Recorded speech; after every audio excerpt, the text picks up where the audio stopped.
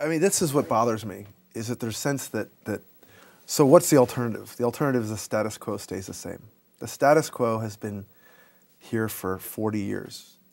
And no one is saying that, and even Jeffrey Canada says it, Bill Gates doesn't say it, the charters will never go to scale, but they are an incubator for great ideas. And you cannot deny the incredible success they are having. And to bring those ideas— Some of them are having. How can you say that when only 1/5 of charter schools, in fact, are outperforming traditional public schools? I'm agreeing with you. I'm saying 1/5 are doing amazing work, and we take those ideas. And that's what's happening when they're talking about Newark. There's an incredible law in Colorado and in District of Columbia.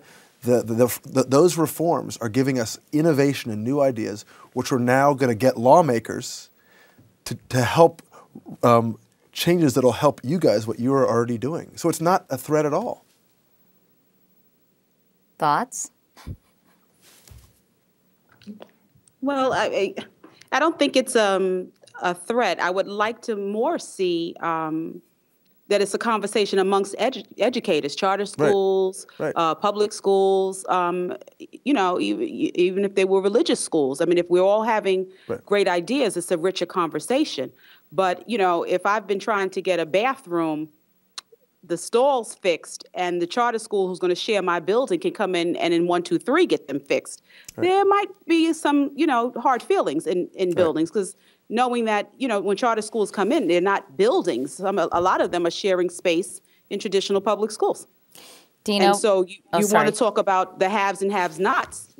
Let's talk about that too. That was sort of the us against them, I think, situation that's sort of being set up here. And Dino, we're about out of time, but other than paying teachers more,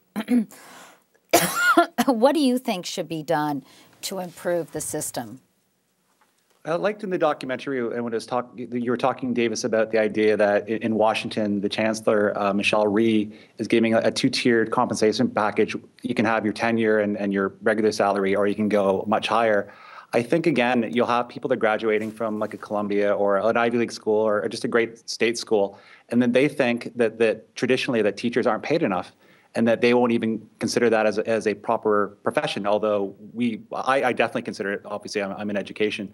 I think we, across the nation, think of education as being important, but until we put more money and have compensation being higher across the board, I don't think you're going to get as many high-end students with great GPAs who are very passionate getting into the school. So, sorry, I think I caught your cough. So you like Michelle Rhee's idea, who's, by the way, may be on her way out, I guess now. Dino, you like her idea of giving up tenure for higher pay? Yeah, I certainly do. I think we should end up giving this 2-tier. I know it'll incentivize being a teacher much more than it is now. I think people, if they see the starting salary for most teachers, they might think, oh, I'd rather become an investment banker, a lawyer, a doctor. People that are very, very intelligent that I think could do great service in the schools. I couldn't agree more. Yeah. All right. Well, Dino and Aaron and Barbara, you all, thank you so much for contributing to this conversation. I think we could spend 3 hours or more discussing this, but because it's a complicated issue. But I really appreciate your insights, and I think you've added a lot to the conversation. So thanks so much. Thank you so much. Nice. Thanks for your candid comments.